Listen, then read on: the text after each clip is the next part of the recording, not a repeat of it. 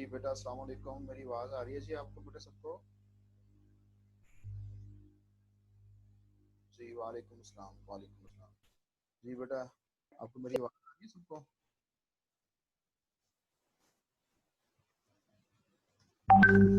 जी hello अस्सलाम वालेकुम। मेरी आवाज़ आ रही है जी सबको?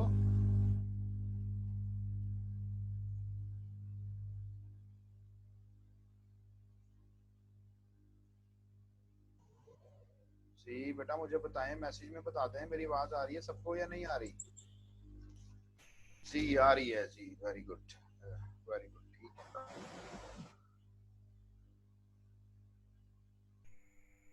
जी बेटा कैसे हैं सब लोग, ठीक ठाक हैं?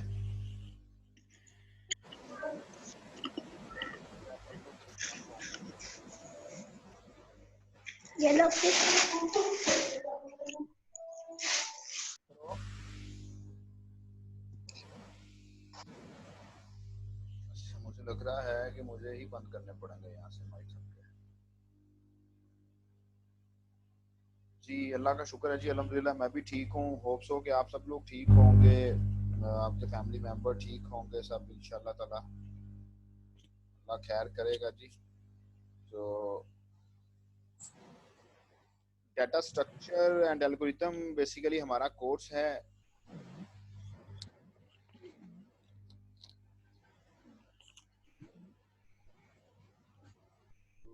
डाटा स्ट्रक्चर एंड एल्गोरिथम को पढ़ने से पहले बेटा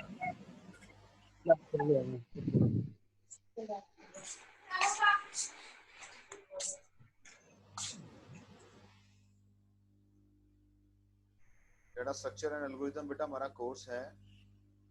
नॉर्मली जो एक हायरार्की फॉलो की जाती है वो ये फॉलो की जाती है जी कि डाटा स्ट्रक्चर्स को बाद में पढ़ा जाता है, लेकिन ऑब्जेक्ट ओरिएंटेड प्रोग्रामिंग को पहले पढ़ा जाता है। जो एक हायरार्की है वो ये है कि पहले आप प्रोग्रामिंग का कोर्स पढ़ते हैं, प्रोग्रामिंग के बाद ऑब्जेक्ट ओरिएंटेड प्रोग्रामिंग पढ़ते हैं। मतलब कि प्रोग्रामिंग की आप दो टेक्निक्स हैं उनके बारे में जानते हैं, और देन आप लोग उसके बाद डाटा स्ट्रक्चर्स एंड एल्गोरिथम की तरफ मूव करते हैं। लेकिन आपका करिकुलम जो है उसके अंदर पहले प्रोग्रामिंग आपने पढ़ी, जो लास्ट सेमेस्टर में आपने पढ़ी। अब पता नहीं आपको कितनी आती है कितनी नहीं आती। ऑनलाइन एग्जाम्स की वजह से आप लोग बच गए हैं और माशाल्लाह मार्क्स भी आप लोगों के बड़े अच्छे आए, क्योंकि माशाल्लाह आप लोगों के पास बहुत सारी फैसिलिटीज थी टू सॉल्व द पेपर्स। आप लोगों के पास बहुत सारी फैसिलिटीज थी, those help you to solve the paper, to solve the examination. तो उसके बाद अब हमारे पास, आपने अभी ऑब्जेक्ट ओरिएंटेड प्रोग्रामिंग नहीं पढ़ी है तो हमें अब उसके अकॉर्डिंगली देखना पड़ेगा कि डाटा स्ट्रक्चर एंड एल्गोरिथम को विदाउट ऑब्जेक्ट ओरिएंटेड प्रोग्रामिंग कैसे किया जाता है। लेकिन इस कोर्स का बेसिकली मकसद बेटा ये होता है कि जस्ट हमने ये अंडरस्टैंड करना है कि how to organise the data. कि जैसे हम लोग देखते हैं जी डाटा बेसिस हैं, आपने नाम सुना होगा, डाटा बेसिस हैं। या आप लोग किसी ऐसी जगह पर चले जाते हैं, वो आपसे आपसे आपका सीरियल नंबर या आपका सीएनआईसी पूछते हैं, और सीएनआईसी पूछ के एंटर करते हैं तो क्या होता है कि आपका पूरा रिकॉर्ड आ जाता है सामने। ठीक है। तो बैक एंड पर कोई ना कोई ऐसा डाटा का स्ट्रक्चर होता है जिसकी बेस के ऊपर क्या होता है कि आप लोग सिर्फ सीएनआईसी प्रोवाइड करते हैं, और आपके सीएनआईसी की बेस के ऊपर आपकी इंफॉर्मेशन जहां जहां भी पड़ी होती है वो उठा ली जाती है। जस्ट लाइक आप लोग देखें कि आप लोग अपना पोर्टल को ओपन करते हैं, पोर्टल को ओपन करके लॉगिन करते हैं, आप अपना सीएनआईसी यूजर नेम पासवर्ड देते हैं, तो वो पोर्टल पर से आपका जो डाटा है, आपका जो रिकॉर्ड है, वो आपको स्क्रीन पे नजर आना शुरू हो जाता है। मुझे सुन पा रहे हैं ना सब लोग? अब जबकि आप लोग देखें कि बैकएंड पे हमारे पास तो पूरी यूनिवर्सिटी के स्टूडेंट्स का डाटा पड़ा हुआ है। बहुत सारे स्टूडेंट्स का, थाउजेंड्स में हमारे पास जो है वो स्टूडेंट्स हैं, और थाउजेंड में हर स्टूडेंट के अगेंस्ट अगर हम लोग कहें जी के नाम भी है, रोल नंबर भी है, रजिस्ट्रेशन भी है, और अगर हम लोग अज्यूम कर लें कि ईच स्टूडेंट जो है आपकी यूनिवर्सिटी का learning about 5 courses, learning about 5 courses, तो बहुत सारा डाटा जो कि हमारे सिस्टम पर पड़ा होगा, हमारे सिस्टम पर अवेलेबल होगा। लेकिन होता क्या है कि व्हाट इज द वे के वो क्या कौन सा ऐसा मेथड है, कौन सा ऐसा वे है जो कि बैकएंड पे यूज किया गया कि आप अपना सीएनएसी लिखते हैं तो सिर्फ आपका रिकॉर्ड आपके सामने आता है। मींस कि इतने सारे रिकॉर्ड में से आपका डाटा सर्च किया जाता है और वो सर्च करके उसको फाइंड आउट करके आपके सामने पोर्टल पे शो करवा दिया जाता है। ऐसा ही होता है ना? इसको सोचने वाली बात या नहीं सोचने वाली बात? जी बिल्कुल सोचने वाली बात है कि थाउजेंड्स ऑफ रिकॉर्ड्स जो हैं वो पड़े हुए हैं, थाउजेंड्स ऑफ रिकॉर्ड्स जो हैं वो पड़े हुए हैं, और हर रिकॉर्ड के अगेंस्ट आप लोगों के पास थाउजेंड्स ऑफ कहते हैं जी के फील्ड्स हैं। मतलब कि अगर एक स्टूडेंट की बात करें तो एक स्टूडेंट के अगेंस्ट उसका नाम भी एग्जिस्ट करता है, रोल नंबर भी एग्जिस्ट करता है, उसका रजिस्ट्रेशन नंबर है, उसका सेमेस्टर है, आइदर ही और शी हैज पेड हिज और हर फी, उसकी उसकी इंफॉर्मेशन है, आपके रिजल्ट्स हैं, पुराने सेमेस्टर्स के रिजल्ट्स हैं। तो 2011 से हमारे सिस्टम, हमारी यूनिवर्सिटी का जो सिस्टम है वो ऑनलाइन हुआ हुआ है। जो आपके रिजल्ट्स वगैरह हम लोग अवार्ड लिस्ट वगैरह जनरेट करते हैं, तो 2011 से लेके अब तक कितने सारे स्टूडेंट्स हैं जिनका रिकॉर्ड पड़ा होगा, जो कि डेटाबेस में पड़ा होगा, जो कि हमारे किसी ना किसी सिस्टम में स्टोर्ड होगा। तो अगर अगर कोई बच्चा आज से 4 साल पहले डिग्री करके चला गया है, वो आके मुझे कहता है सर मेरे फलाने कोर्स का रिजल्ट जो है वो मुझे मिल नहीं रहा या उसमें कोई प्रॉब्लम आ रहा है, तो काइंडली आप अवार्ड लिस्ट प्रिंट कर दें या आप देखिएगा, चेक करिएगा। तो यूनिवर्सिटी के पास वो पड़ा रहेगा, वो पड़ा होगा, पड़ा होना चाहिए। तो उसका सीएनआईसी, उसके सीएनआईसी से एक्सेस किया जा सकता है, उसके कोर्स के आईडी से एक्सेस किया जा सकता है। अब देखें, आप लोगों ने लास्ट टाइम एक कोर्स पढ़ा सी एस आई, जिसका कोड था CSI-322। अब इस एक कोर्स के अगेंस्ट आपके अंदर आपके 51 या 57 स्टूडेंट्स हैं, सबकी रजिस्ट्रेशन हुई है, ठीक है, लेकिन आपको आपका ही रिजल्ट नजर आता है, सबका नहीं आता। जब मैं उसको ओपन करता हूँ, जब मैं इंट्रोडक्शन टू प्रोग्रामिंग पे क्लिक करता हूँ, तो मुझे आपका सबका रिजल्ट शो होता है, मुझे पूरी यूनिवर्सिटी के स्टूडेंट्स का रिजल्ट शो नहीं होता। दैट मीन्स के there comes a mechanism, there should be a mechanism to how to organise the data, how to organize the data, how to set the data, how to arrange the data, that it can easily be assessed, that it can easily be uh, uh, derived, that it can easily be updated, that is it can easily be कह लें जी कि उसको alteration की जा सकती है, उसके अंदर कुछ भी किया जा सकता है। हो सकता है आपके साथ किसी के साथ ऐसा एक्सपीरियंस हुआ हो, या आपने सीनियर से सुना हो, या आपके किसी फ्रेंड से सुना हो, या आपने किसी फ्रेंड के साथ कोई ऐसा एक्सपीरियंस हुआ हो कि जब आप लोग एक कोर्स में फेल हो जाते हैं तो नेक्स्ट सेमेस्टर में जब आप उसको रिपीट करते हैं तो आपका रिजल्ट जो है ना वो अपडेटेड शो नहीं होता। फिर जब आप लोग आईटी सर्विसेज में जाते हैं तो आईटी सर्विसेज वाले कहते हैं जी कि अवार्ड शीट की कॉपी लेके आए, फिर हम उसको देख के इसको अपडेट कर देते हैं। तो जब आप लोग अवार्ड शीट की कॉपी लेके जाते हैं तो वो आपके आपके अगेंस्ट आपका रिजल्ट को अपडेट कर देते हैं।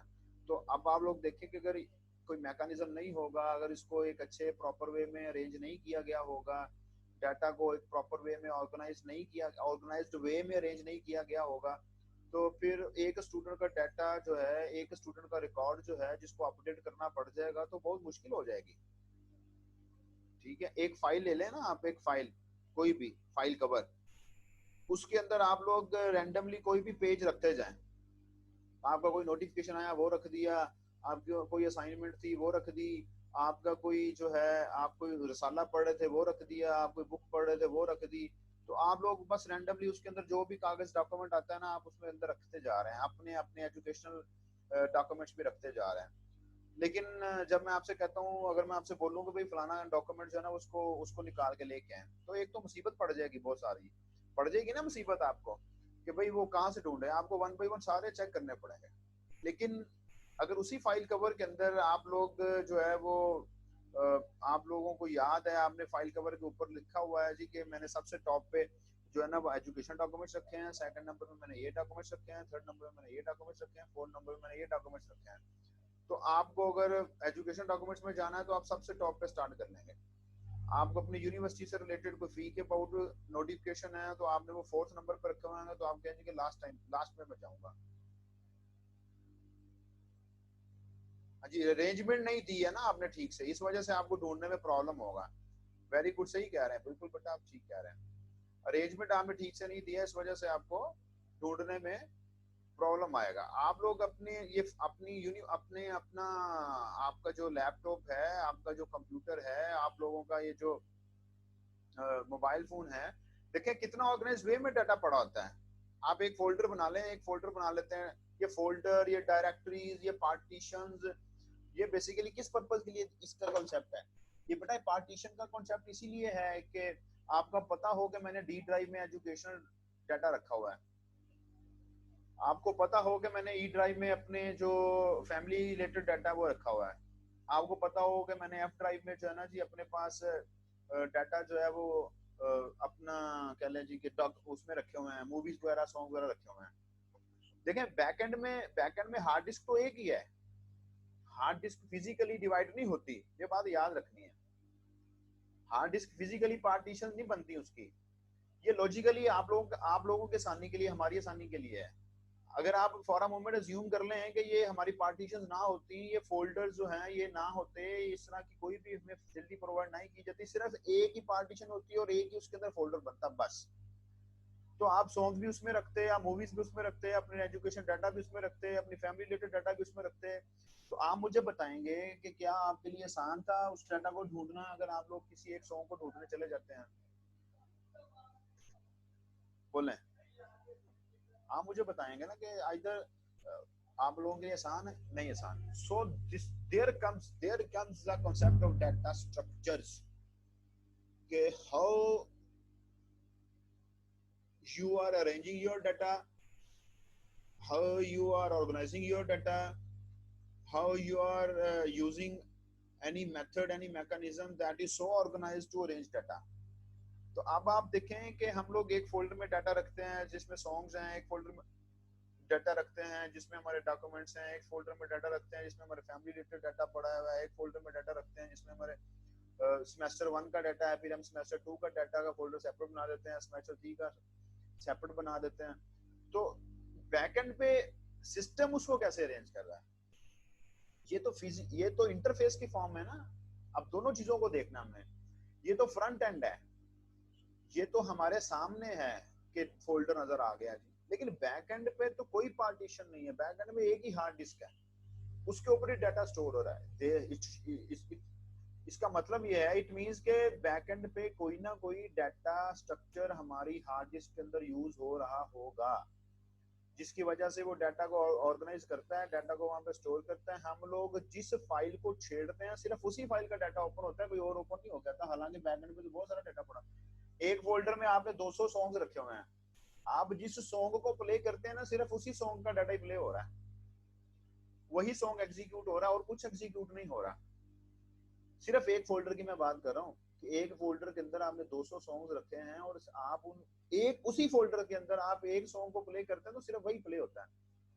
एक फोल्डर के अंदर आपने अपने एजुकेशन डॉक्यूमेंट्स रखे हैं, तो एजुकेशन डॉक्यूमेंट्स में आप लोग अपने मैट्रिक के आपने स्कैन करके रखे हुए हैं, आप मैट्रिक की सनद को डबल क्लिक करके ओपन करते हैं तो मैट्रिक की सनद का जो इमेज बना हुआ है जो स्कैन फॉर्म में आपके पास है सिर्फ वही ओपन होता है, हालांकि उस फोल्डर के अंदर तो बाकी डाटा भी पड़ा हुआ था, वो बाकी डाटा क्यों नहीं उठा दिया सिस्टम ने? डाटा तो 01 की फॉर्म में, नंबर्स की फॉर्म में पड़ा है ना आपके उसके ऊपर, हार्ड डिस्क के ऊपर। ठीक है जी, डाटा तो नंबर्स की फॉर्म में पड़ा हुआ है हार्ड डिस्क के ऊपर, तो वो तो किसी तरह के डाटा को भी उठा सकता था। एक ही फोल्डर के अंदर आपने अपने डॉक्यूमेंट्स भी रखे हुए हैं, उसी फोल्डर के अंदर आपने सॉन्ग भी रखे हुए हैं, आप आपके लिए आसानी है, आप ढूंढ लेते हैं कि आपका डॉक्यूमेंट किधर है, आप उस डॉक्यूमेंट पे क्लिक करें और आप होता हो क्या जी के सॉन्ग प्ले हो जाए। अब देखें कितने एफिशिएंट वे में आपका सिस्टम काम कर रहा है, आपका ऑपरेटिंग सिस्टम कितना एफिशिएंट वे में काम कर रहा है कि उसी फोल्डर के अंदर उस एक लोकेशन में आपके पास सॉन्ग भी पड़े हैं, उसी लोकेशन में आपके पास आपके डॉक्यूमेंट्स भी पड़े हैं। आप लोग जब अपने डॉक्यूमेंट को ओपन करते हैं तो डॉक्यूमेंट ओपन होता है, आप कोई सॉन्ग प्ले करते हैं तो सॉन्ग प्ले होता है।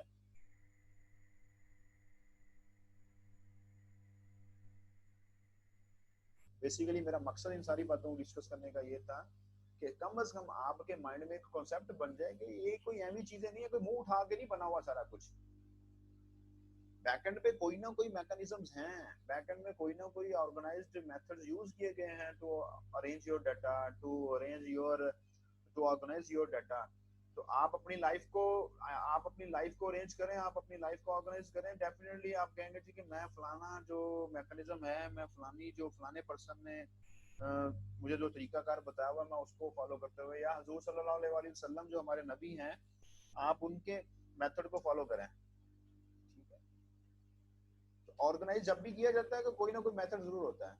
आप अपने नबी हमारे जो प्यारे नबी हैं जी उनको फॉलो करेंगे तो डेफिनेटली आप देखेंगे वहां पर कोई ना कोई मैकेनिज्म है, वहां पर कोई ना कोई हमारे पास एक तरीका कार है जिसको फॉलो किया जाता है। तो वापिस जाते हैं हम लोग फिर डेटाबेस की तरफ, वापिस जाते हैं अपने कंप्यूटर सिस्टम की तरफ, वापिस जाते हैं पोर्टल की तरफ, वापिस चले जाएं आप लोग वापिस चले जाएं अपना नादरा नादरा जो है, नादरा ये जो आप जहाँ से सीएनएसी बनवाते हैं। ठीक है, एक नादरा बेटा जो कि हमारी पाकिस्तान की पुरानी एक्टर थी, उसके बारे में नहीं सोचना, नादरा जहाँ से सीएनएसी बनता है। ठीक है, आप वहां जाते हैं, वो आपसे आप सीएनएसी बनवाने जाते हैं, गए होंगे ना सब लोग, वो आपसे आपके फैमिली का नाम पूछते हैं या फैमिली का कोई नंबर होता है वो पूछते हैं, वो लिखते हैं, लिख के एंटर करते हैं, तो आपके उसकी स्क्रीन के ऊपर आपके पेरेंट्स के नाम आ रहे होते हैं। होता है ऐसा कि नहीं होता? आपके पेरेंट्स के नाम आ जाते हैं, आपके बहन भाइयों ने जिनके सीएनएसी बने होते हैं वो सारा रिकॉर्ड सामने आ जाता है। आता है ऐसे या नहीं आता? कहाँ से आ जाता है वो?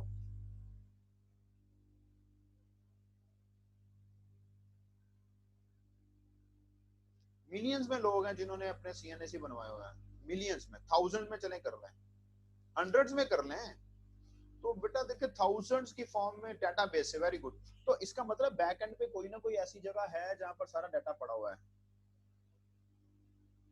जी, सारा डाटा आ जाता है वो, क्योंकि वो सिस्टम में पड़ा, लेकिन देखिए ना सिस्टम में पड़ा हुआ है ना, सिस्टम में तो मिलियंस ऑफ पीपल का डाटा पड़ा हुआ है। कोई ना कोई मैकेनिज्म तो ऐसा है ना कि वो आपके सीएनएस की बेस के ऊपर आपका सारा डाटा सर्च करता है बैकएंड से, कोई डाटा कहीं से उठाता है, कोई डाटा कहीं से उठाता है, उठा के आपको दे देता है। आप अपनी बैंकिंग साइट में चले जाएं, आपने national bank of Pakistan Faisalabad में आपने अकाउंट ओपन करवाया, एटीएम कार्ड आ गया, आप लाहौर चले जाते हैं, कराची चले जाते हैं, वहां से जाके आप लोगों का यूजर नेम, आप अपना पासवर्ड देते हैं अपने एटीएम कार्ड का, तो आप ट्रांजैक्शन कर लेते हैं। आपने तो बनाया था यहाँ पर फैसलाबाद में। ठीक है, इसका मतलब है कि आपके पासवर्ड की बेस के ऊपर फैसलाबाद के अंदर जो आपकी इंफॉर्मेशन पड़ी है किसी बैंक के पास, वो पूरे पाकिस्तान में एक्सेसिबल है, वो पूरे पाकिस्तान में एक्सेसिबल है। वहां पर तो बहुत सारे लोग हैं जिनके पासवर्ड्स हैं, वहां पर तो बहुत सारे लोग हैं जिनके अकाउंट्स हैं। आपका अकाउंट सर्च, आप जरा थोड़ा सा बैक एंड पे जाना है, आपने थोड़ा सा इसको फॉलो करने की कोशिश करनी है। मतलब कि आपके अकाउंट के अगेंस्ट एक पासवर्ड भी है जिसके थ्रू आप एटीएम कार्ड को यूज कर रहे हैं। इसका मतलब है कि आप सिर्फ पासवर्ड देते हैं, बाकी इंफॉर्मेशन आपके एटीएम कार्ड में है। उसकी बेस के ऊपर आपका बैक एंड पे आपका जो सिस्टम के अंदर रिकॉर्ड पड़ा हुआ है जी भाई कितने पैसे कितना बैलेंस है, वो सारा एक्सेस हो जाता है। तो सर्च करना पड़ेगा ना, कि नहीं सर्च करना पड़ेगा? सिस्टम सर्च करता है ना उसको। अब सिस्टम एफिशिएंटली सर्च क्यों करता है, इतनी स्पीड के सर्च क्यों करता है? कि एक तो कंप्यूटिंग इन्वॉल्व है, दूसरा बैकएंड पे कोई ना कोई डाटा स्ट्रक्चर्स इन्वॉल्व है। क्यों? डाटा स्ट्रक्चर को मैंने आपको शुरू में बताया कि डाटा स्ट्रक्चर्स का मतलब ये है कि how efficiently you organize your data, how efficiently you arrange your data. And hope so कि डाटा स्ट्रक्चर की आपको बेटा समझ आ गई होगी। नेक्स्ट हम लोग जाते हैं एल्गोरिथम्स की तरफ। एल्गोरिथम को स्टेप बाय स्टेप प्रोसीजर कहते हैं। एल्गोरिथम के बारे में बेटा कहा जाता है कि step by step procedure.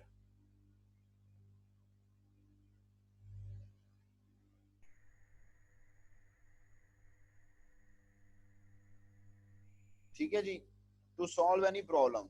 Algorithm का मतलब क्या होता है? Step by step procedure to solve any problem. यहाँ तक कोई क्वेश्चन है तो पूछे बेटा।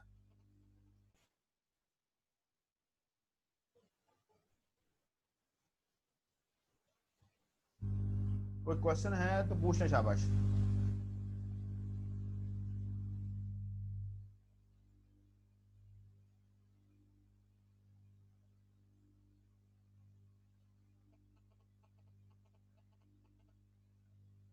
जी मेरी आवाज आ रही है ना सबको बेटा? किसी को कोई क्वेश्चन है तो पूछ लें। चलें, वेरी गुड। अगर आपको क्लियर है डाटा स्ट्रक्चर के बारे में तो हम लोग नेक्स्ट मूव करते हैं। अब हम लोग मूव कर रहे हैं जी, ये तैमूर कादर कौन है? तैमूर कादर बेटा अपना रोल नंबर भी साथ में बेटा लिखे हैं। अपने नाम के साथ रोल नंबर भी बेटा लिखें।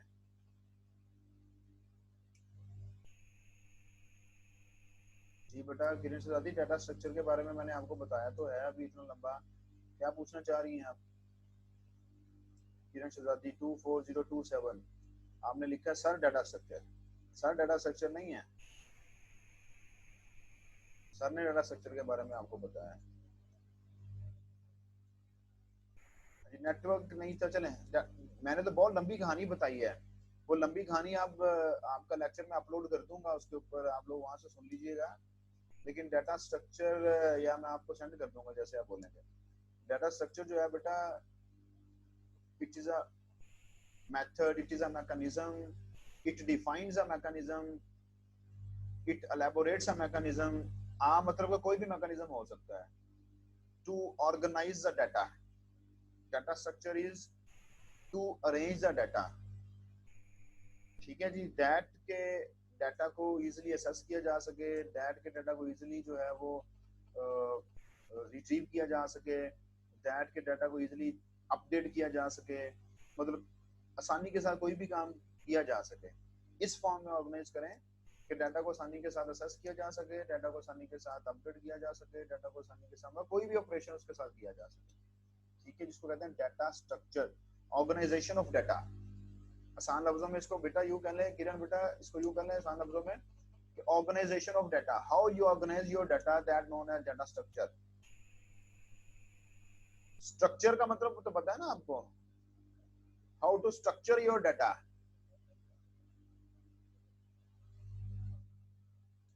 जी क्लियर हुआ?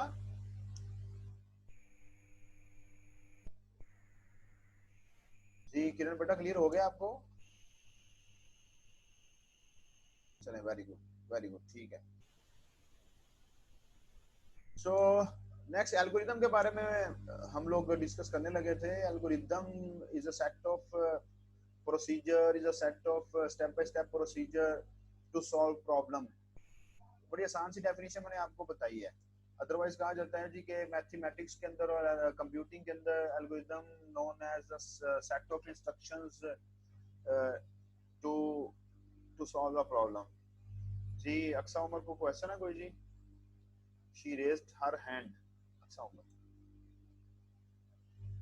या वैसे शरारतें कर रहे हैं, या आज शरारतें करने को दिल कर रहा है?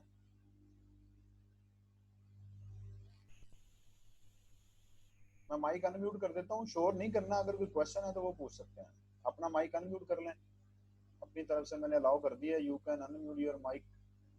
अगर कोई क्वेश्चन है या कोई बात करनी है तो कर लें।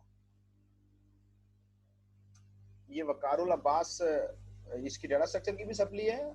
वकार मुझे बताएं बेटा। जी सर, सर सप्ली नहीं है आप सर, ये डी था वो इनरोल करवाया। ये आप लास्ट क्लास में भी थे ना शायद, प्रोग्रामिंग में भी? No sir. आप नहीं थे, वो आपके दूसरे क्लास फेलो से शायद, एक कोई 16714 था इस तरह करके। जी सर, वो अदनान हाशिम लोग थे। 3 लोग थे शायद, आप उनके रोल नंबर भी आपकी तरह का था ना, 16714 था शायद, एक 721 था, मुझे नाम नहीं याद। ठीक है बेटा कोई बात नहीं है, मोस्ट वेलकम। जी सर, वो एक अदनान हाशिम। जी thank you sir, thank you sir. कोई क्वेश्चन है किसी को तो पूछने बेटा यहाँ तक? आज हमने सिर्फ कोशिश की है to understand the data structure. मैंने डिफरेंट एग्जांपल्स के साथ आपको बता दिया है, मैंने डिफरेंट एग्जांपल्स के साथ आपको बता दिया डाटा स्ट्रक्चर के बारे में। कोशिश की मैंने डिटेल में बताने की। Algorithm, algorithm is just like a program, जैसे हमारा सी प्लस प्लस का प्रोग्राम है। लेकिन लेकिन लेकिन ये सी प्लस प्लस का नहीं है। एल्गोरिथम सी प्लस प्लस में नहीं कहते हम लोग, ये आप अपनी लैंग्वेज में लिख सकते हैं। आप पंजाबी में लिख लें, आप उर्दू में लिख लें, आप इंग्लिश में लिख रहे हैं। मींस के जस्ट आपने प्रोसीजर को डिफाइन करना है, प्रोसीजर को लिखना है कि काम कैसे किया जा सकता है। जस्ट लाइक अगर मैं आपको एल्गोरिथम की एग्जांपल दूं, या algorithm is related to programming. पहले एल्गोरिथम बनता है, उसके बाद प्रोग्रामिंग की जाती है। एल्गोरिथम आप लोग इंग्लिश में लिख लेते हैं जी के वैल्यू इनपुट वैल्यू। अगर सी प्लस प्लस में लिखें तो हम वो कहते हैं जी ये सीन के साथ इनपुट किया जाता है। एल्गोरिदम में लिखेंगे तो मैं लिखूंगा डिस्प्ले द रिजल्ट। जब मैं इसको सी प्लस प्लस में लिखूंगा तो मैं उसको लिखूंगा सी आउट करके। तो एल्गोरिदम बिल्कुल हमारे पास उसी तरह ही है बेटा, जैसे हम लोग कहते हैं जी कि स्टेप बाय स्टेप प्रोसीजर है, जैसे प्रोग्राम को डिफाइन किया जाता है, जैसे प्रोग्राम में step by step procedure that आप उसको कोई ना कोई प्रोग्राम लिखते हैं to solve any problem. So algorithm की अगर मैं आपको एक डेफिनेशन हम एग्जांपल डिस्कस करें ना, तो सिंपल सी एग्जांपल, आपका फ्रेंड है जो कि आउट ऑफ कंट्री से आ रहा है, अब्रॉड से कहीं से आ रहा है। आप मुझे बताएं आप उसको कैसे अपने घर लेके आएंगे? उसने आपके घर तक आना कैसे आ सकता है? आप बताएंगे? माइक अनम्यूट करके बता सकते हैं। आप मुझे बताएंगे मेथड के उसने आपके घर तक पहुंचना है, अब रोड से वो आ रहा है तो आपके घर तक कैसे आएगा?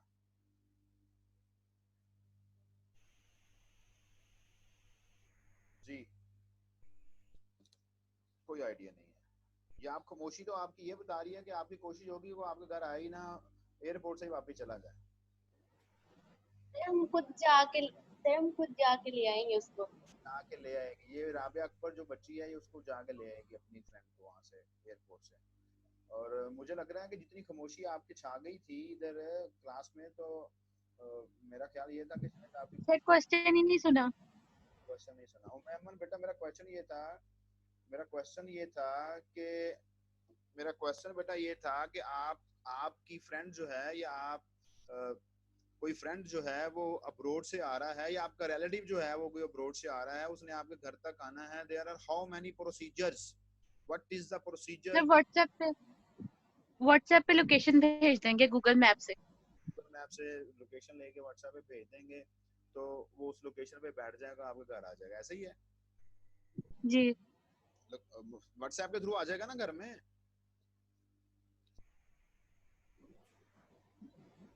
जी नो सर, हम साथ साथ उसको गाइड भी करेंगे। सही है, सही अली कह रहा है गूगल मैप यूज करेंगे। जी कोई और बच्चा? देखें ये तो देखें गूगल मैप से तो आप उसको नक्शा बता रहे हैं ना, आप उसको बता रहे हैं, आप उसको मैप बता रहे हैं, नक्शा बता दीजिए कि फलाना ड्रेस है। ये रोहा जैनब बच्ची सही पहुंची है कि कार पे। अब लेकिन रोहा बेटा यहाँ पर कार पे आप उसको लेने जाएंगी या आप उसको कहेंगे कि एयरपोर्ट से कार जो है वो रेंट पे लो और आ जाओ मेरे घर? किरण दादी कह रही है वो हमें इन्फॉर्म करेंगे, हम उन्हें लेने जाएंगे। वेरी गुड, दोनों हो सकते हैं। अब बिल्कुल सही कह रहे हैं जी, बिल्कुल सही कह रहे हैं जी। मुस्तंसर अली कह रहे हैं हम उसको रिसीव कर लेंगे, बिल्कुल सही कह रहे हैं, हम जाके रिसीव कर लेंगे। अच्छा मैं आपकी बात को फर्दर आगे लेके जाता हूँ। एक मेथड ये है, देयर इज अ प्रोसीजर के वो एयरपोर्ट पर उतरे, ठीक है जी, एयरपोर्ट से वो एक कार रेंट पर लेता है और हमारे घर पहुंच जाता है। वन प्रोसीजर, ठीक है। सेकंड प्रोसीजर, को एयरपोर्ट पर उतरता है, एयरपोर्ट से निकलता है, बाहर आ जाता है, बाहर आके पब्लिक ट्रांसपोर्ट पर बैठता है, पब्लिक ट्रांसपोर्ट पे बैठ के वो एक लोकेशन पे जाता है, वहां से फिर एक अपनी पब्लिक ट्रांसपोर्ट चेंज करता है, फिर वहां से बैठ के वो हमारे घर पहुंच जाता है। दो प्रोसीजर हो गए बेटा। तीसरा प्रोसीजर जो आपने मोस्टली लोगों ने बताया कि हम उसे लेने जाएंगे, तीन प्रोसीजर्स हैं। तो मिनिमम हम लोग देख रहे हैं जी कि हमारे पास जो ना वो तीन प्रोसीजर्स तो हैं, इस तरह वो हमारे घर तक पहुंच सकता है। मैक्सिमम आप जितने मर्जी बना लें।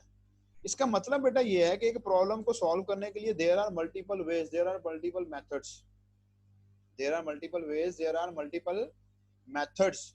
सो algorithm is known as a step by step procedure, algorithm is known as a set of instructions, algorithm is known as step by step procedure of instructions जिनको फॉलो करते हुए आपकी एक प्रॉब्लम को सॉल्व किया जाएगा। अभी अगर मैं आपसे कहता हूं ना कि आप दो वैल्यूज लें यूजर से और उनका आप मुझे जो है वो एल्गोरिथम लिख के दें, तो एल्गोरिथम आप लोग सिंपल फॉर्म में लिख देंगे। आप सिंपल लिखेंगे input first value, input second value, add both values, value 1 and value 2, display the sum, display the sum, ये एक एल्गोरिदम होता है। अगर मैं आपसे कहता कि इसका प्रोग्राम लिखे तो आप लोग प्रॉपरली सी इन सी आउट करते हैं, ठीक है। इसका मतलब बताने का ये था कि अब आप लोगों को समझ आ गई होगी कि what is the difference between algorithm and program. Definition दोनों की सेम है, काम भी दोनों का सेम है, लेकिन एल्गोरिदम एक जनरल लैंग्वेज में लिखा जाता है, एल्गोरिदम जो है जनरल लैंग्वेज में लिखा जाता है, लैंग्वेज डिपेंडेंट नहीं है, और जो हमारे प्रोग्राम होता है वो लैंग्वेज डिपेंडेंट होता है। एल्गोरिदम को अगर हम लोग लैंग्वेज डिपेंडेंट बोलेंगे तो हम कहेंगे जी भाई आप C++ में एल्गोरिदम लिखें, तो आप C++ में एल्गोरिदम लिख लेंगे। जी वेरी गुड, आपको बता रहा है कि वेरी गुड, बिल्कुल सही कह रही है, एक्सामर सही पहुंची है। इस प्रोसीजर को जब आप लोग अपनी लैंग्वेज में लिख लेंगे ना तो आपको पता चल जाएगा कि आपने करना क्या है। अब आपके लिए आसान हो जाएगा कि अब आपने यहाँ सीन यूज करना है, यहाँ सी आउट यूज करना है, यहाँ मैंने ऐड करना है, यहाँ मैंने लूप यूज करना है, यहाँ मैंने फलाना काम करना है। अभी मैं आपको अगर हो सकता है तो मैं यहाँ पर आपको डायग्राम दिखाने की कोशिश करता हूँ। ये देखें डायग्राम, इसको देखें जरा, algorithm plus data structure equals to program. We need to solve a problem, we need to design a program. तो प्रोग्राम हमारा पास ऐसा होगा कि हमने कोई डेटाबेस बनानी है, उसके अंदर बहुत सारे लोगों का डाटा रखना है, डाटा को एक्सेस कैसे करना है। सो आप लोग एल्गोरिथम लिखते हैं, उसका एल्गोरिथम लिखने के बाद आप देखते हैं जी कि मैंने कौन सा डाटा स्ट्रक्चर यूज करना है, उस डाटा स्ट्रक्चर को यूज करते हुए आप लोग अपना एक प्रोग्राम बना लेते हैं, ठीक है। तो ये एक डेफिनेशन हो सकती है जो आपके सामने लिखी हुई है, जो आपके सामने लिखी हुई है। अदरवाइज प्रोग्राम तो डाटा स्ट्रक्चर के बगैर भी बन रहा है ना, अगर हम लोग देखें नॉर्मली देखें तो, लेकिन होता नहीं है उसके बगैर। आगे जाके हम लोग डायग्राम देखेंगे, उसमें हम लोग देखेंगे हम लोग कुछ डाटा स्ट्रक्चर्स पढ़ आए हुए हैं, हमने लास्ट सेमेस्टर में कुछ डाटा स्ट्रक्चर्स पढ़ लिए हैं, जिसमें हमारे पास जो है वो इंटीजर एक डाटा स्ट्रक्चर है, जिसमें हमारे पास फ्लोट एक डाटा स्ट्रक्चर है, चार एक डाटा स्ट्रक्चर है। लेकिन तब हम लोग इसके बारे में फेमिलियर नहीं थे, तब हमारा कॉन्सेप्ट नहीं था to discuss this, that's why हम लोग इसको डिस्कस नहीं कर रहे थे। अभी आगे जाके हम लोग देखेंगे तो हमें पता चलेगा कि हम कुछ डाटा स्ट्रक्चर्स को डिस्कस करके आ चुके हैं। तो ये बेटा हमारे पास डाटा स्ट्रक्चर एंड एल्गोरिथम है। ये कोर्स मैं फर्स्ट टाइम पढ़ा रहा हूँ, मेरे ख्याल से आफ्टर कोई 13-14 ईयर्स, 13 ईयर्स तो वैसे मेरा एक्सपीरियंस हो गया है, मतलब कि 10-11 साल बाद। तो ये इसलिए मेरे पास कोई इसका ऐसा मटेरियल नहीं था कि मैं आपको स्लाइड्स की फॉर्म में दिखा पाता, क्योंकि मेरी आदत है कि मैं फिजिकली ही मैंने स्लाइड से ये लास्ट सेमेस्टर ये जो मैंने स्लाइड से पढ़ाया है ये आप लोगों को, अदरवाइज मैं व्हाइट बोर्ड ही सारा कुछ यूज करता हूँ। तो ये हमारे एक कोलीग हैं रिस्पेक्टेड शेख मोहम्मद आमिर साहब, वो मॉर्निंग वालों को भी पढ़ा रहे हैं डाटा स्ट्रक्चर, वो हर सेमेस्टर में पढ़ाते हैं डाटा स्ट्रक्चर। तो उनकी ये स्लाइड्स ही वो मैं यूज कर रहा हूँ सिर्फ इस पर्पज के लिए कि सामने कुछ आपको नजर आ रहा हो। अदरवाइज तो आप लोगों ने देखा कि हमने डाटा स्ट्रक्चर को सिर्फ डाटा स्ट्रक्चर के वर्ड से ही हमने बहुत सारी डिस्कशन करके हमने उसको समझने की कोशिश की। These are the course contents जो कि इस कोर्स में इस सेमेस्टर में हमने पढ़ने हैं। इंशाल्लाह ताला कोशिश करेंगे ज्यादा से ज्यादा पढ़ा जा सके और जो हम समझ के पढ़ा जा सके, ठीक है जी। समझ तो वही है जो कि आप लोगों को कभी नहीं आती और ना ही कभी आनी है। समझ आपको आएगी जब आप लोग आपका BS खत्म हो जाएगा, ठीक है। समझ आपको आएगी जब आपका BS खत्म हो जाएगा और अल्लाह ना करे कि आप लोग स्ट्रगल कर रहे होंगे for a good job, then आपको समझ आएगी कि मैंने क्या किया है, क्या मैंने खोया है, क्या मैंने पाया है। तो जैसा कि मैं आपको बता रहा था जी जैसा कि मैं आपको बता रहा था कि हम लोग पहले प्रोग्रामिंग फंडामेंटल्स पढ़ते हैं। अब बेटा आ रही है किरण बेटा, अब आ रही है आवाज जी? अब हमारी क्लास का भी एंड है, 3 to 4 मिनट्स रह गए हैं। हम लोग इसमें थोड़ा सा ये बेसिक सी बातें डिस्कस करते हैं, फिर इसको नेक्स्ट क्लास में डिस्कस करेंगे। Yes sir. हाँ जी वेरी गुड। प्रोग्रामिंग फंडामेंटल्स, जैसे मैंने आपको शुरू में बताया था कि पहले प्रोग्रामिंग फंडामेंटल्स में हम लोग प्रोग्रामिंग करने की कोई टेक्निक से सीखते हैं। Object oriented is another programming technique, और देन फिर हम लोग उसको दोनों टेक्निक्स को इकट्ठा करते हैं और एफिशिएंट टेक्निक के साथ मोस्टली यूज्ड जो टेक्निक है जिसको ऑब्जेक्ट ओरिएंटेड प्रोग्रामिंग कहते हैं, उसको फॉलो करते हुए अपना जो है डाटा स्ट्रक्चर का कोर्स पढ़ते हैं। कंप्यूटर ऑर्गेनाइजेशन से मुराद कंप्यूटर कैसे ऑर्गेनाइज्ड है, कंप्यूटर के कंपोनेंट्स आपस में कैसे कनेक्टेड हैं, डाटा कहाँ से कहाँ मूव करता है, फिर कहाँ से कहाँ मूव करता है। अगर बेसिक सी बात देखें तो हम कहते हैं जी डाटा हमारे पास मेमोरी में लोड होता है, सेंट्रल प्रोसेसिंग उसको फेच करता है, उसको एग्जीक्यूट करता है, देन आप उसको सारा कुछ कंप्लीट करते हैं, एग्जीक्यूशन होती है उसके ऊपर। तो यहाँ तक कोई क्वेश्चन है बेटा पूछें, नेक्स्ट इंशाल्लाह ताला नेक्स्ट क्लास से हम लोग इसको प्रॉपर। नो सर, कोई क्वेश्चन नहीं है। चलिए बहुत शुक्रिया जीआर आपका। सिर्फ सीआर ही चेंज हुआ है या जीआर भी चेंज हुआ है? सर मैं वही हूँ। आज जीआर वही है? यस सर, मैं वही हूँ। जी मुझे पता है आपका नाम आ रहा है, नाम मुझे याद है आपका बेटा। शिराज जो है वो मेरे ख्याल से चेंज हो गया है कि मुस्तनसर है अब कोई बच्चा, वो सीआर है। उसका मुझे मैसेज आया था कि मैं सीआर हूँ, तो ठीक है, अच्छी बात है। चुप करो। मुस्तनसर जो है वो है प्रेजेंट क्लास में? जी सर। चले ठीक है जी, अच्छी बात है। ठीक है बेटा, कोई क्वेश्चन है तो पूछने, फिर खत्म करते हैं इस क्लास को। मैं नेक्स्ट क्लास का आपको टाइम बताऊंगा, फिर हम लोग टाइम मैनेज करके सारी क्लासेस इंशाल्लाह हुआ करेंगी जैसे लास्ट सेमेस्टर में होती थी।